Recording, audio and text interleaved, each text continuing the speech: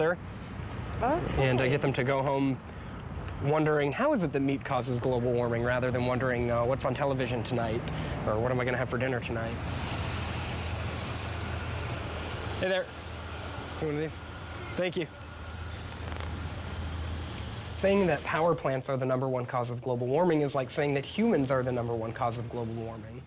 Power plants don't emit energy, don't create energy for the purpose of just creating energy for the sake of it. They create it for industries. And one of the industries that uses the most energy is factory farming. Half an hour, Mr. Prescott. All right. In the US, the meat industry uses about 1/3 of all the fossil fuels that we generate.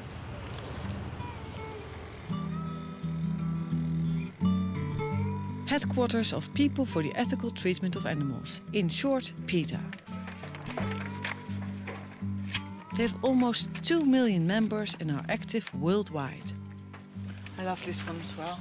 Oh, yes. This is very famous one. We've got this. I suspect that for Al Gore and for a lot of other people, it's just too inconvenient of a truth.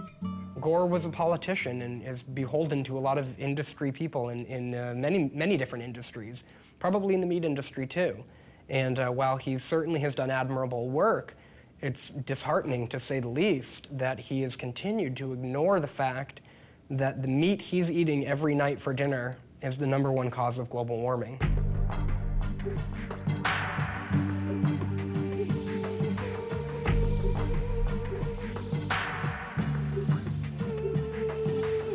I'm Alicia Silverstone, and I'm a vegetarian. There's nothing in the world that's changed me as much as this. I feel so much better and have so much more energy. It's so amazing. There's a prominent environmental group in the US called Environmental Defense, and they recently wrote on their website that if every American replaced chicken with vegetarian foods in just 1 meal per week, it'd be the equivalent in carbon dioxide of taking about 500,000 cars off of US roads.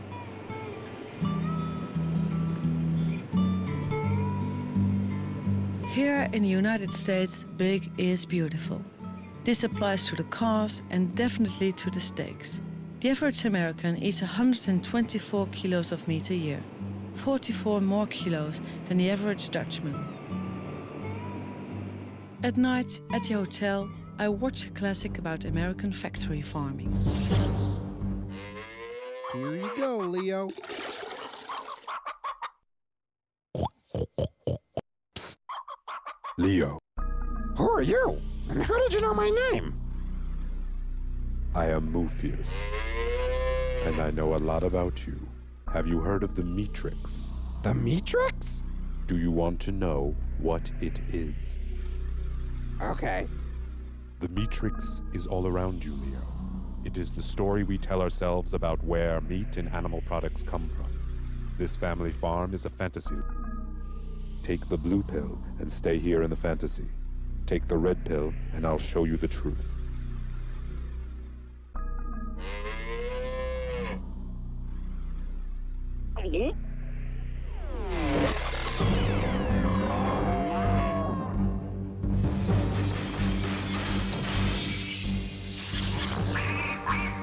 Welcome to the real world.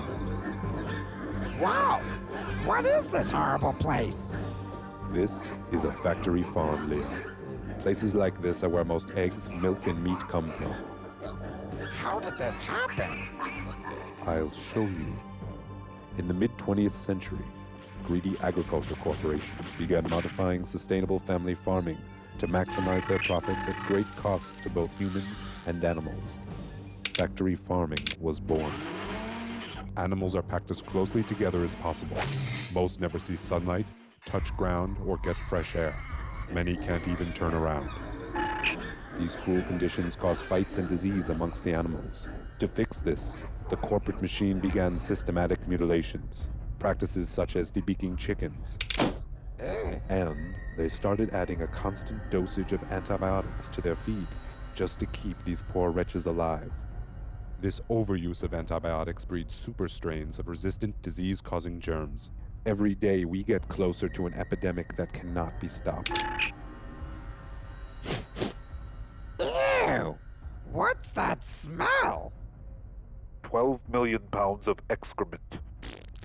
This pollutes the air and groundwater. That's why communities near factory farms often suffer from high levels of related sicknesses. Well, it smells like shh. And what's more, factory farming corporations have been destroying communities and mistreating their workers for decades. Since 1950, over 2 million small hog farms have disappeared. If they continue at this rate, there'll be no real independent family farms left. That is the matrix, Leon. The lie we tell ourselves about where our food comes from. But it's not too late. There is a resistance.